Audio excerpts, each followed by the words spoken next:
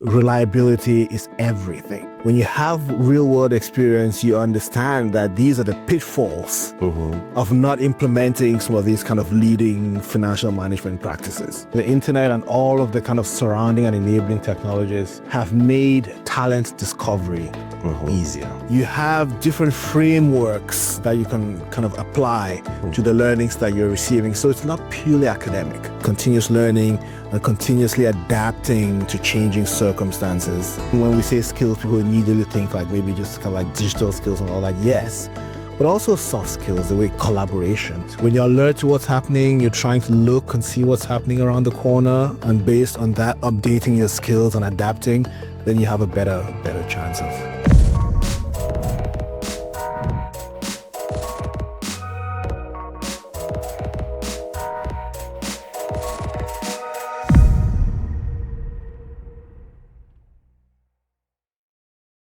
I feel blessed today. It's an awesome day to be alive. Hello, everybody. Welcome back to YouREnough with Gustav B. Achu. Listen, this episode is going to be a special one. You know, there are people in your life who you've known for a while, and every time you don't get to see them as much, it doesn't mean as much, right? But there are some people, when you get to meet them, you pick it up from where you left it off, and it's like nothing has changed in between. On this episode, I'll be talking to a brother of mine. I've known this guy for over 35 years. We've come a very long way. We've done business together. We went to schools all the way to university, but he has been doing some incredible things around business, around consulting. He is one of the leading consultants on innovation for one of the top consulting firms in the world. This guy has consulted with some top businesses in the retail and in the restaurant business. He's also building a restaurant concept. You're going to learn that. But most importantly, what you're going to learn in this episode today is just basically, number one, how to be able to build a brand that makes sense. Number two, as a young person, as an African living in America, even if you're not living in America, how do you build a business? How do you overcome challenges? How do you pick up yourself and clean up again when you fail? May join me welcome my man, Karl Melo. How you doing, Karl? Doing great. Thanks for having me, and looking forward to the conversation. Absolutely, man. It's a pleasure. You know, one of the things that is even interesting is because when you told me you were out in Texas visiting, I said, you know what? I'm going to drive for 3 hours to come see you. Yeah. I didn't know that we're going to get into all these deep conversations. And I decided, listen, why don't I just turn on the camera? Right. Because what is in your head, I want that thing to come up, man. What part of the world are you in right now? I live in Orlando. Oh, you live in Orlando, Florida. That's awesome. That's awesome. So I know you've been in the consulting field for a while now, working for one of the top consulting companies. Number one, they've had a series of layoffs over the last many months. But somehow you've been surviving that. And there's always this cliche in America, right? Recently, there was they canceled the DEI, and people were talking about, discrimination against minorities, especially for top companies like that. How have you been able to survive in a top consulting company like that at the director level where you are, and also working on some significant multi-billion-dollar accounts? Can you share some of those things that have helped you survive so far? Yeah, I think one way to understand is to understand the thinking behind the layoffs. All right, so the way the company tends to approach layoffs is they look at what teams are contributing value, right, as the economy is changing, right? So a team could be performing consulting services that were highly valued 2-3 years ago, but now due to shifts in the economy, shifts in demand, they're no longer providing a lot of value. So those ones are kind of laid off. There's also changes in technology. Correct. We're starting to see that now as AI and other technologies are coming into the workplace. You're finding that certain skills are no longer needed as much. That's also driving some of the layoffs. And there's just demand for our services in general as that kind of fluctuates, goes up and down, and you need fewer people. You kind of have to reduce. So the way I've survived is by not falling into any of those buckets. And how did that happen? Well, part of it is my mindset is of continuous learning. Okay. Continuous learning. Continuous learning. I'm passionate about learning. I enjoy it. It's not a chore for me. It's not a burden. So by constantly keeping my skills updated, that's one thing. And the other big thing is kind of adaptability. The two things are linked. I mean, continuous learning and continuously adapting to changing circumstances. So that also means kind of being alert to what's happening in the market, in your internal environment within the company and outside. So when you're alert to what's happening, you're trying to look and see what's happening around the corner. And based on that, updating your skills and adapting, then you have a better chance of. Awesome. And tell me a little bit here. 2000s, university in England. Yeah. Law, finished from universities in England. Instead of joining some of the top law firms in England, you decide to come back to your native country of Cameroon to set up a business. In your 30s, maritime, transportation, logistics, fail woefully. How did you get from there to where you are today? Well, so coming to the end of the adventure in Cameroon, it's kind of an existential moment. Like you kind of start thinking deeply about what motivates you, who you are even, like that's where you're. And I started thinking, I've always had this dream of being globally competitive, of pitting myself against the best in the world at something, right? So how do I position myself such that I can compete with the leading professionals in a given field, not just in Cameroon and Africa, but across the world? How do I integrate the world's leading institutions and organizations? So this was a moment of weakness where I was coming out of a failure, but my mind was already like moving past that failure and already kind of zooming forward to say, how do I get out of this failure to get back to an ambition that I'd had, Awesome. growing up. Awesome. Now, did it require relearning some new skills, maybe taking some new education? Yes. How did you manage that transition? There's a long transition, by the way. All right. It's good to give that context. Yeah. People need to really understand it's not just one thing to another. I really want you to try to walk people through that process so that any young person looking at you will understand what it takes. Yeah. So I was in Cameroon, like, so business has failed, and I'm thinking about, like, how do I integrate the world's leading organizations and become globally competitive? And the first thing I thought was, I need to update my skills. I need to refresh my skills, and I need to do it at a global world leading organization. So I decided to go for an MBA. Okay. And I understood that I would need to do an MBA at a leading institution in the US. Okay. Right, if I wanted to get to that globally competitive position. Obviously, entry to those places, those institutions, very, very tight. I can imagine. What institution is this? Duke University. Oh, that's one of the top ones. Yeah. Right. So that's what one of the higher ranking kind of business schools in the country, in the world. So I needed to do this GMAT entry exam, right? So I found myself in my 30s, like, studying algebra. And all of that. And all of that, yeah, day and night, like, I really put myself into it. I was very determined to get into it. It's a lot of training, a lot of practice. I applied to multiple schools and just really took the process as seriously as I could. And I applied to 6 or 7 and I made it into Duke. Yeah. Wonderful. Now, of course, I would imagine Duke University, one of the best in the world. There's the academic piece of it. How did that academic rigorous program and the things you learned able to complement some of the things you had already done practically? Because there's a difference between the academic piece of business and the realistic piece of business. How were you able to put those two together to increase your value on the marketplace and be able to land yourself being one of the most sought after young Africans at that time by the top consulting firms?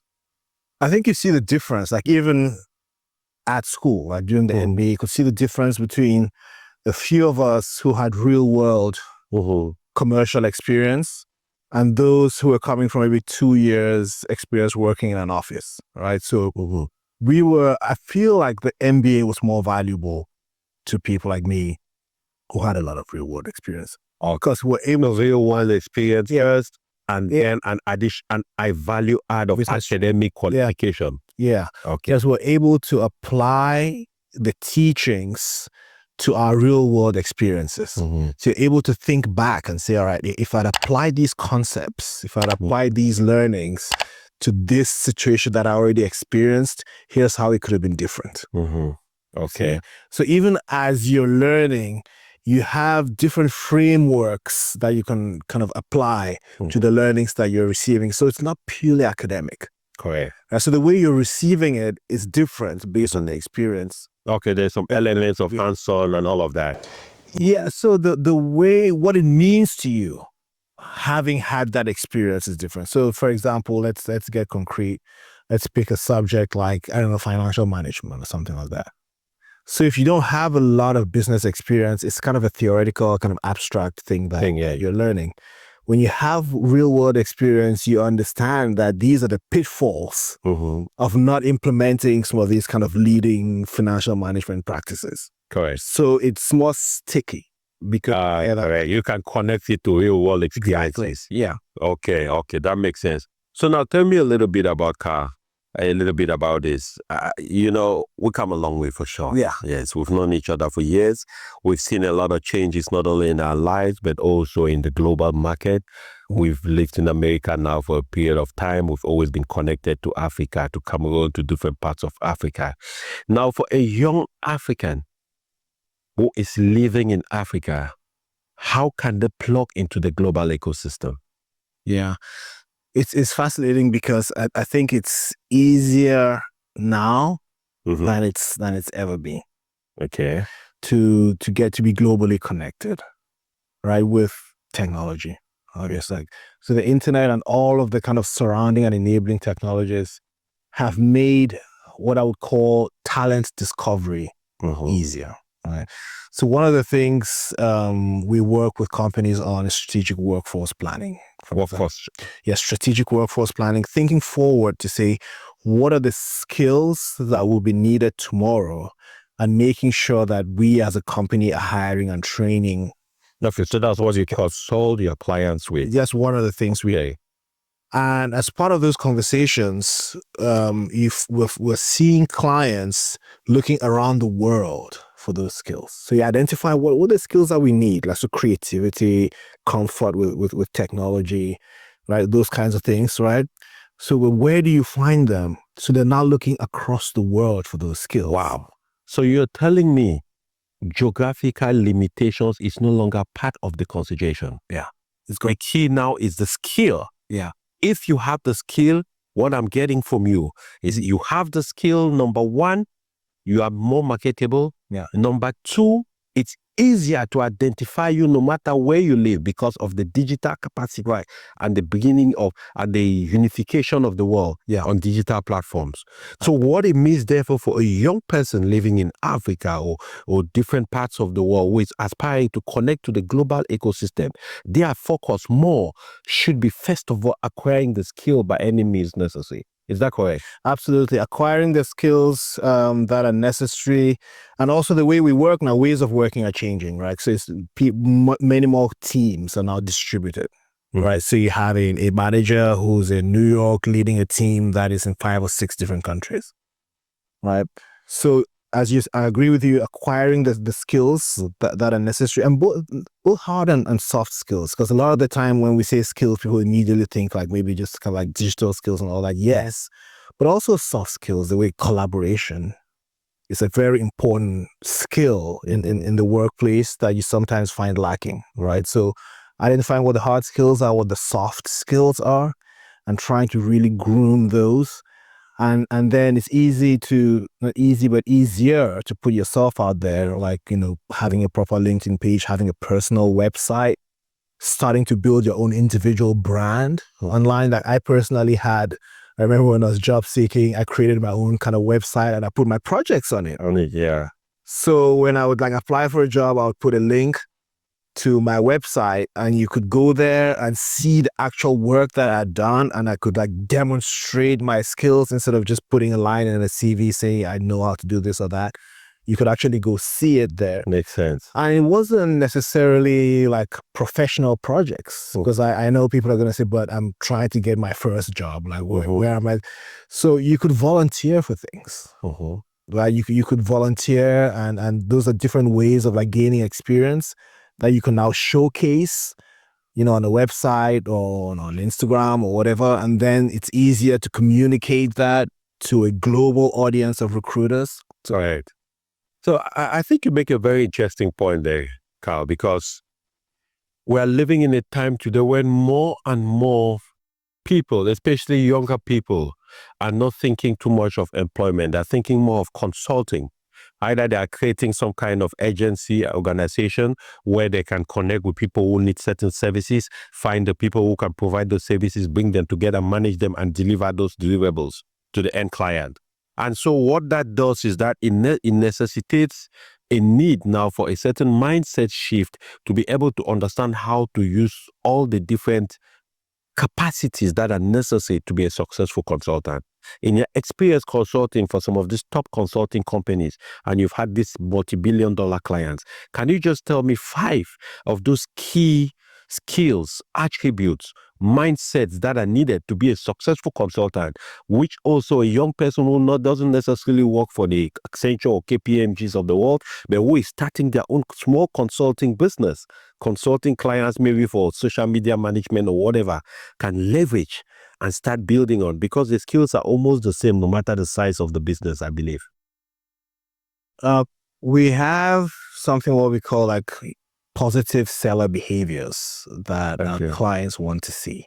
Because we've done like lots of research, like asking companies, like, when you buy consulting services, what are your selection criteria? I think that's the question you're asking. Like, what do you need to have? What capabilities do you need? No, what capabilities does the consultant or the small business owner need to have to be able to attract consulting opportunities, to be able to attract clients? Yeah. And build a prosperous consulting. No, I understand. That's what I'm saying, that the research we've done is asking companies who are hiring consultants. Oh, wonderful. What do you want to see in a consultant? Okay.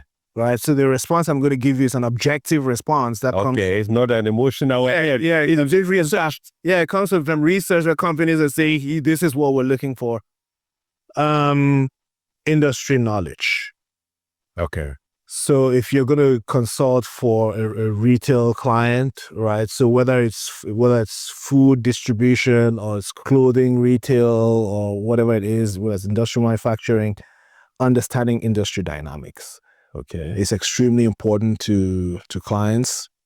If you are providing consulting, say, trying to support the efficiency or effectiveness of a particular function like HR or finance or IT or something, having that functional expertise is also very important. So that's kind of the knowledge part of it. So understanding the industry, understanding kind of the function that you're trying to support.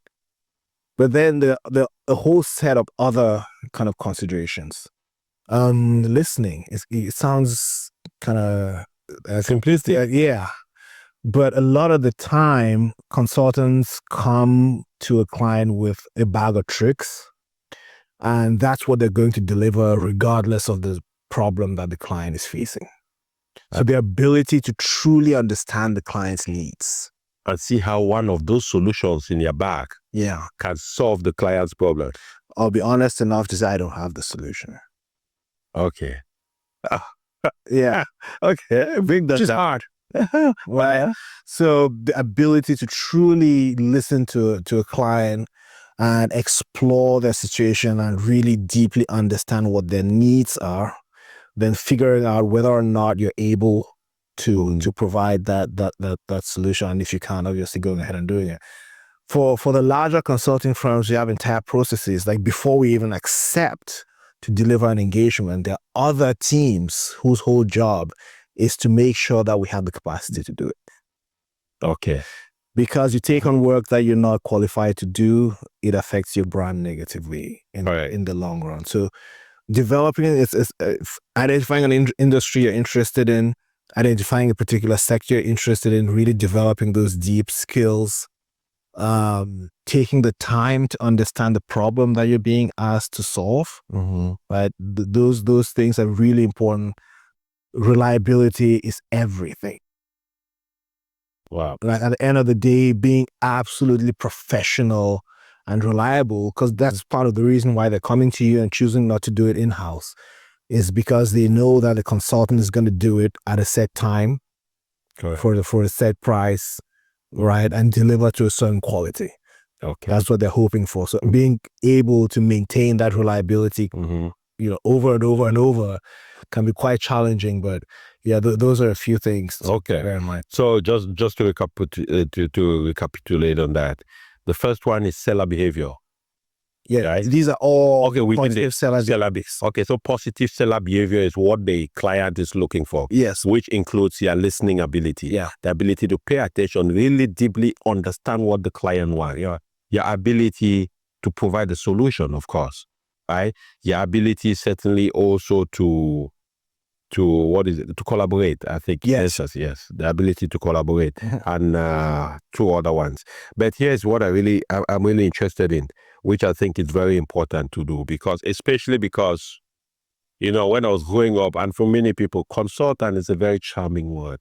Anytime we meet somebody and they say he or she is a consultant, there's this perception generally of somebody who knows more than most people, who is very efficient at their job, who has solutions he or she can take out of the hat right here. Mm-hmm. And is that the case in the real consulting world? To me, the answer is yes. My only hesitation is not sounding like I'm singing praises, but like a snake oil salesman. I agree with you, and I think it's important. It's always important. I think you demonstrated something too.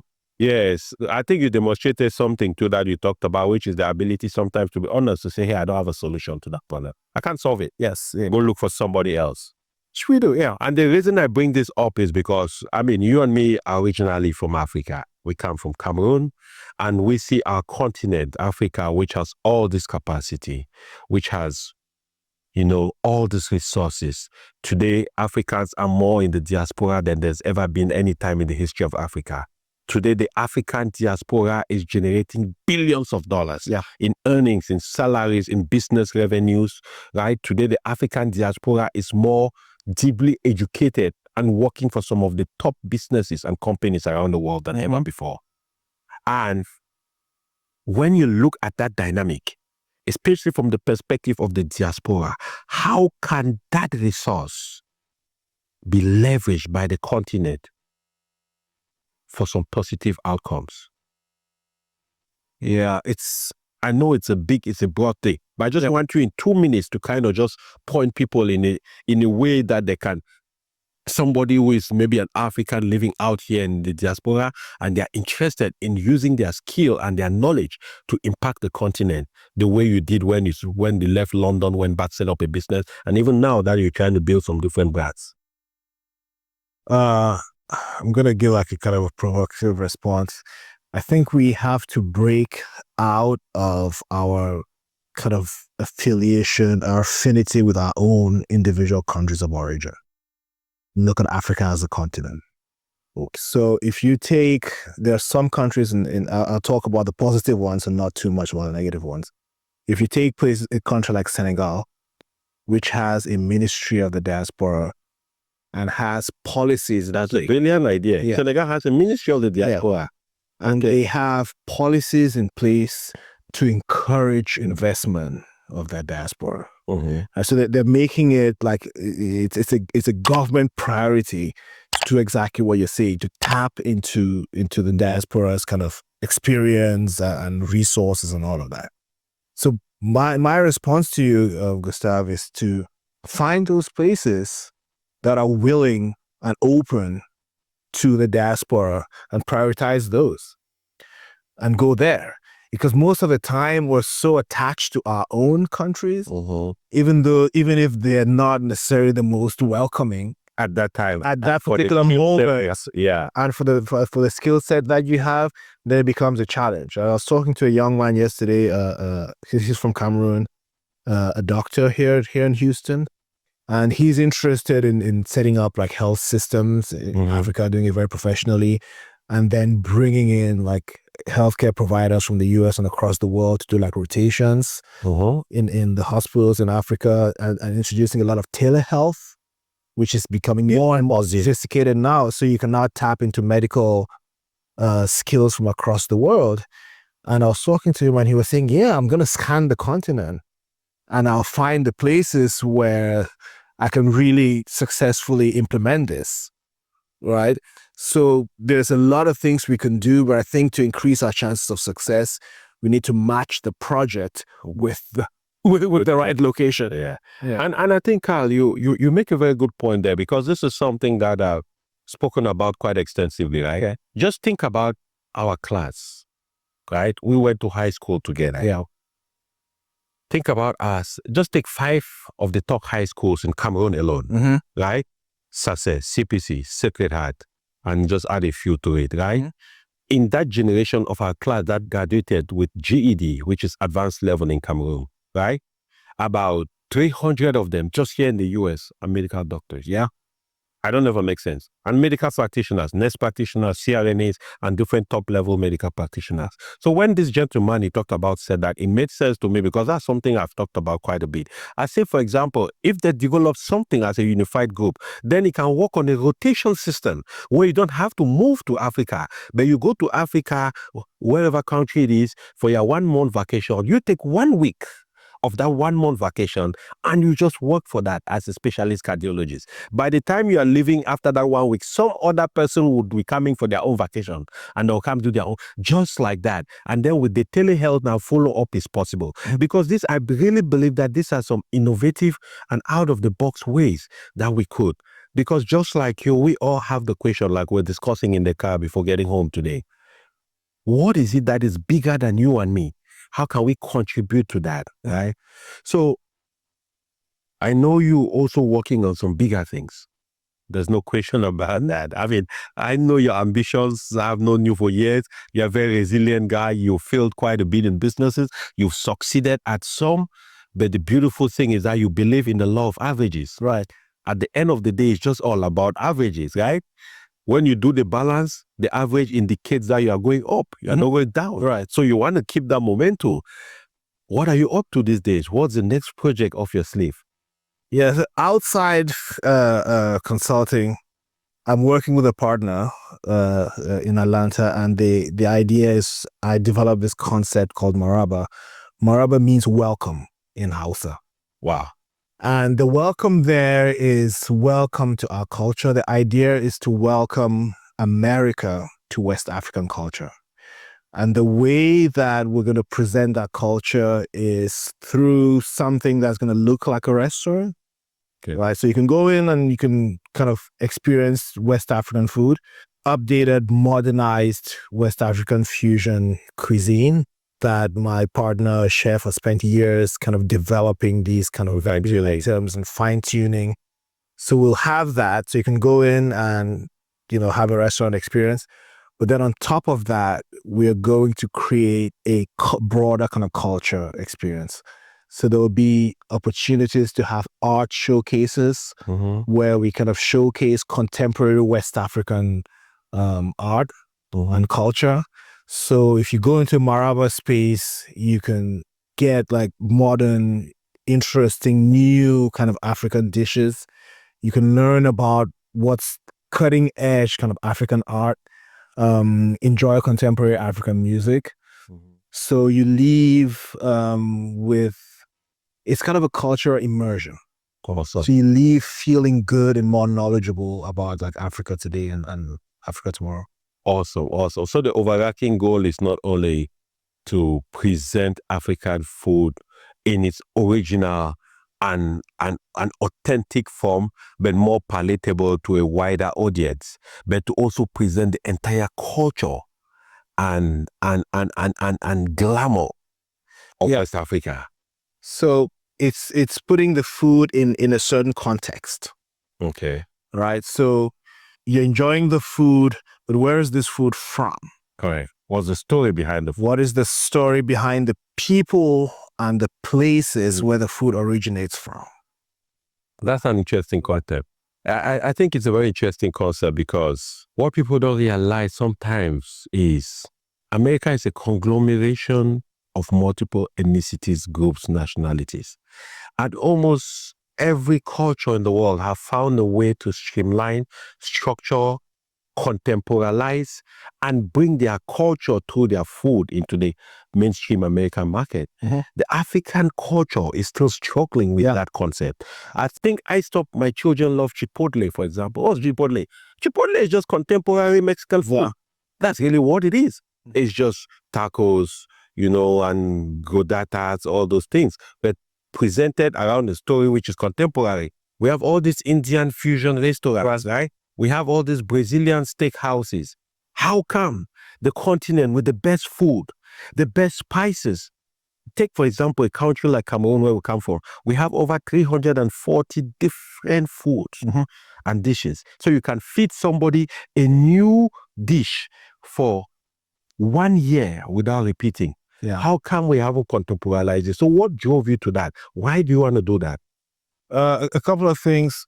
There's kind of the push and the pull. Coming from me internally is a desire to share, to communicate, because I spent a lot of my life, because you mentioned me being in Cameroon and attempting some businesses there, but at 18, I'd left Cameroon to go study in England. Correct.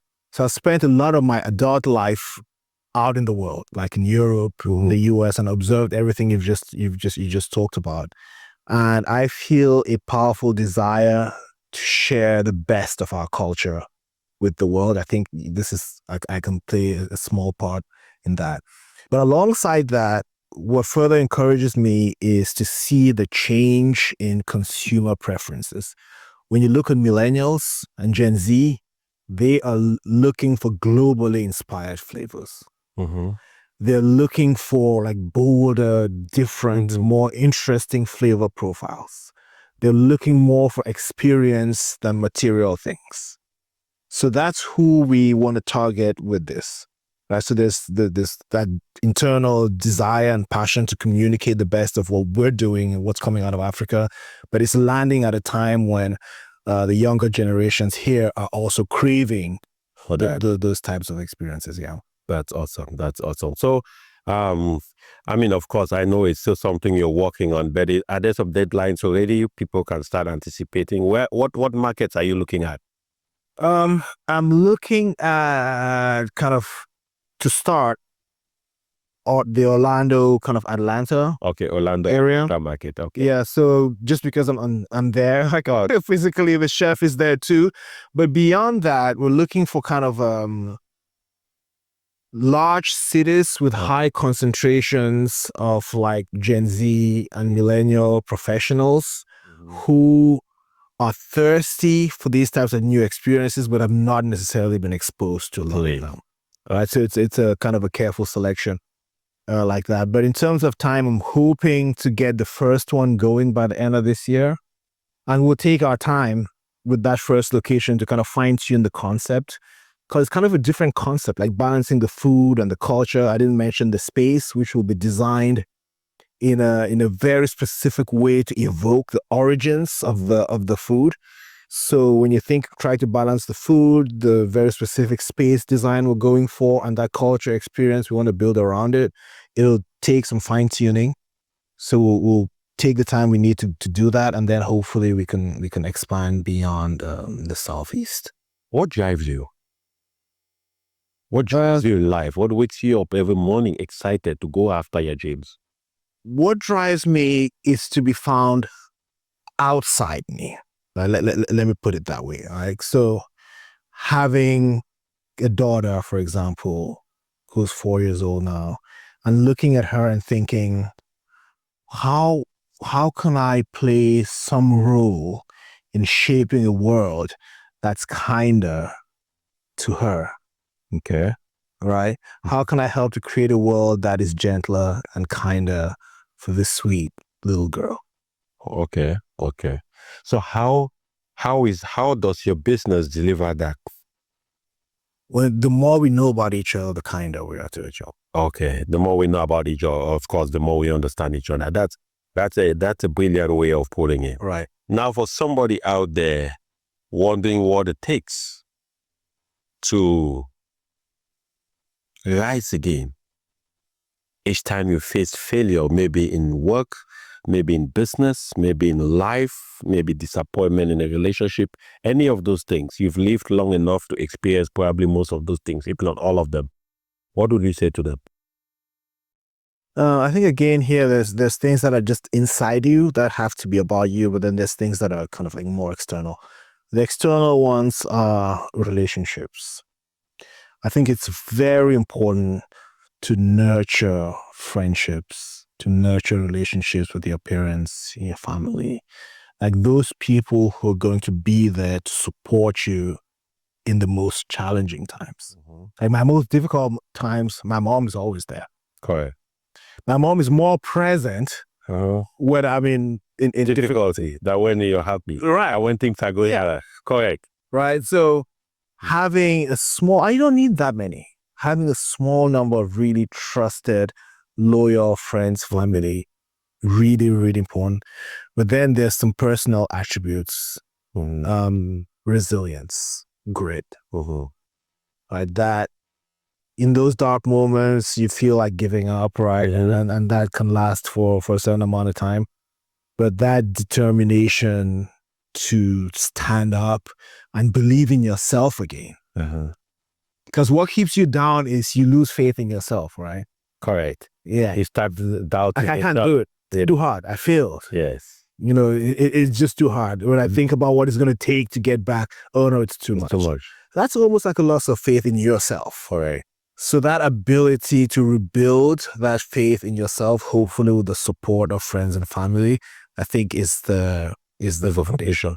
You make a very interesting point, Karl, because there's a study out of MIT that says if I tell you cannot do it, somebody needs to come and tell you can do it 16 times. Right. To erase that one time. Right. It's so powerful hearing the negative message that very so powerful how the negative message can easily implant. Right. So talking about working your mindset to believe that you can despite your failure. I mean, I put it this way, right?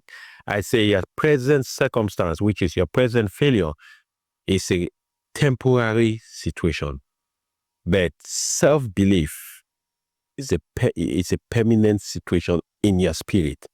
Therefore, if you're succumbing to a temporary situation, it means you're taking a permanent situation and fitting it into a temporary situation. That can never work, right? Yeah. So, I mean, man, it's just incredible to hear how you think about, some of these very critical things in life. Because I really believe, especially in this time and age, right? About 80% of the people who watch my channel are men.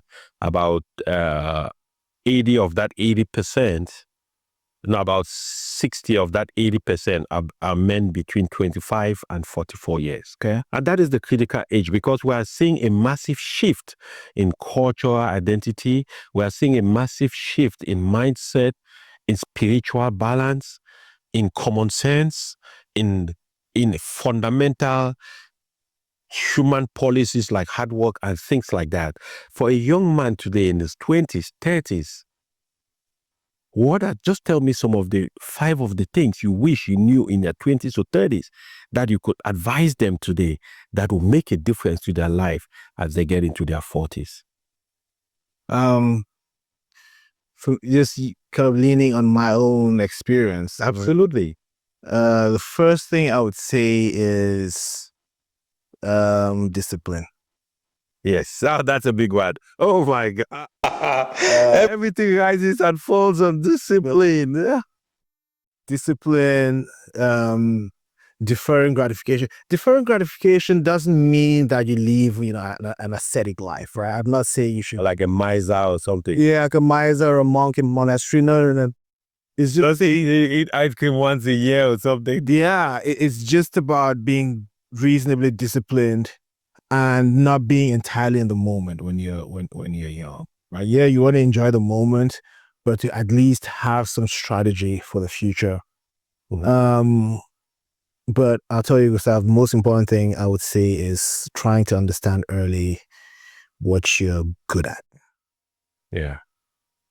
Right? A lot of us kind of, Cut it out. get around like trying a little bit of this, a little bit of that, a little bit of the other.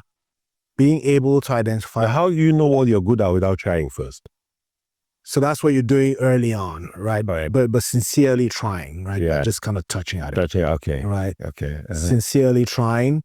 And so you want to be trying a lot early is the point, right? And then zeroing in on what you're good at and then really developing expertise in what you're good at. And with the way the world is moving now, yeah, you might have to change maybe 10 years down the line and have a whole different career. That's absolutely fine, because we're kind of going to a multi-career kind of life now. Like the whole thing of starting a job here and doing it for 30 years. It's done. That's it's done. Over with. Kaput. Finito. Yeah. Never again. That's what I would say. Being disciplined, deferring some gratification, finding what you're good at, and really investing the effort to get even better at it. Finding mentors. Mm-hmm. Mentors, that's a big one. Yeah. Yes. Finding mentors who can kind of help and guide you. And if you're in the West, starting to invest early. Man, you hit a very important point there, Karl. Investing early, especially because, what I do on this platform, I really help people be able to uncover their purpose, really teach people how to invest in themselves for personal growth, how to invest in assets for profit, and then build a legacy in that process. You say something very critical. I was reading a study not long ago, and only about slightly over 50-something% of Black people above 30 years invest in the stock market. Right? But the numbers in America, and historically, there are only 3 ways you build wealth in America. The first way is if you create a business. But it's very tough because 93% of Black businesses are one employee business. So a really small lifestyle, it's a lifestyle business. If you are sick today, the business closes, right? So we are not yet creating partnerships and big corporations. Number 2 way of building wealth in America is on the stock market. Investing in the stock market. The S&P 500 generates 8 to 10% returns every year consistently over the last 110 years. And the third way of building wealth is through real estate. Now, a lot of people get very excited with real estate, but they don't realize real estate is an umbrella word. There's a lot involved in it. There's a land part of it. There's a rental part of it. There is a multi-unit part of it. There's an apartment. There's a land development part of it. There is a financing, all these different things about real estate, right? So when you talk about starting to invest early, it is incredible. Yeah. I have a client, and I will share this before I share our next question, right? I have a client of mine. And of course, I'm no financial advisor. Everything I share on YouTube is just my opinion. I'm not requesting or advising people to buy a stock or ETF. But I recommended to this guy 3 different ETFs for him to be investing $250 every month on that. And I told him that in 15 years, he has an 80% chance that he'll be worth about $500,000. Right. And he couldn't believe me. I said, but listen, that is what it is. Yeah. Because historically, of course, past behavior is not certainly prediction for future behavior. But unless something really catastrophic happens to America, which we don't see in the nearest future, there is no reason why in 15 years with some good averages, especially the averages that those particular ETFs have been generating, it's not going to have that kind of return. So the ball now comes down to him to whether he wants to do it or not. So I'm just supporting what you're saying. Yeah, absolutely. You make a fantastic point there. Yeah, especially if you're younger and you have time to weather all of these kinds of ups and downs. So even if, things go wrong here and there, if you're starting at 25, 26, 27, you're not planning to draw down anytime soon and you just stick with it, the power of compound interest is just very crazy. Yeah. And when you say that, it's interesting because I remember how long it took me to get to even stumble on information related to investing whenever I'm to America as a 23-year-old boy. There are so many things I wish somebody told me, like we're sharing today, and many people are watching. And that's why I always encourage people, if you're watching us, please make sure you share this video. Invite your family and friends to watch it, because I bring people on this platform like Karl who, under normal circumstances, it's just because of the friendship I have with him that he can come and share his knowledge. These are guys who are paid hundreds of thousands of dollars to sit in front of multi-billion-dollar businesses and instruct them how to build a brand, how to strategically think about the future, right? So don't take these things for granted. You are getting it free. And the only thing I ask of you in exchange is just to click the like button of this video, share this video with somebody, and make sure that you subscribe to this channel. That way, anytime I have information and I have new videos coming up, which is twice a week, you will be the first one to be notified, right? So, Karl, man, certainly it's a great pleasure that we got connected today for sure. But, I think we're getting close to our 50s now, right? We've seen quite a little bit in life, right? We've experienced our own ups and downs. If I ask you to project 10 years from today, how do you see the continent of Africa and how do you see the African diaspora in the US? I think the continent of Africa, we're going to have a greater disparity in development. I think a few countries are going to pull ahead and you're going to have some laggards, unfortunately. Some countries will pull ahead, some will lag behind. Yeah, because in the last 50 years, you've had almost the entire kind of like sub-Saharan Africa taking out South Africa has been kind of roughly at the same level. I have a view that I've been slightly ahead, but I think if you're going to really pull forward, those that have the right kind of leadership, that have visionary leadership, we're starting to see a few now. I don't want to name any, but we're starting to see a few countries that have those leaders that are genuinely determined to see their countries kind of break out of poverty, right? Because it's just been a very sad story for us in terms of our standards and quality of living on the continent. And I'm seeing a few leaders who are determined to make a change there. We'll see them pull forward. And hopefully after that 10-year phase, those who are left behind, their people are now going to be less tolerant of what is going on development, because it's no longer going to be, well, the Europeans are developed, but that's Europe. They're looking next door and saying, all right, I'm seeing progress here very close to me, so I expect that at home too. So that's kind of what I see going forward. And for the African diaspora, I think we become bolder here. I see that. Because I remember when I first moved to Europe, this was what, maybe 97 or something like that, like a long time ago. We were very satisfied just having white collar jobs. Yeah. He works in an office. Oh my goodness. Yes. Right. He works in the bank. You got a shirt and a tie to where you make £5 an hour. Exactly. That was success, right?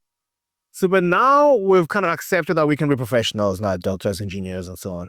So I think the African diaspora makes the next leap, which we've already started seeing, like getting into serious entrepreneurship, right? Our doctors are no longer wanting to just be a doctor in a clinic, but to own a network of clinics, right? Our researchers are not just wanting to be like working as like a cog in some wheel in a research company, but leading research projects, starting to create companies.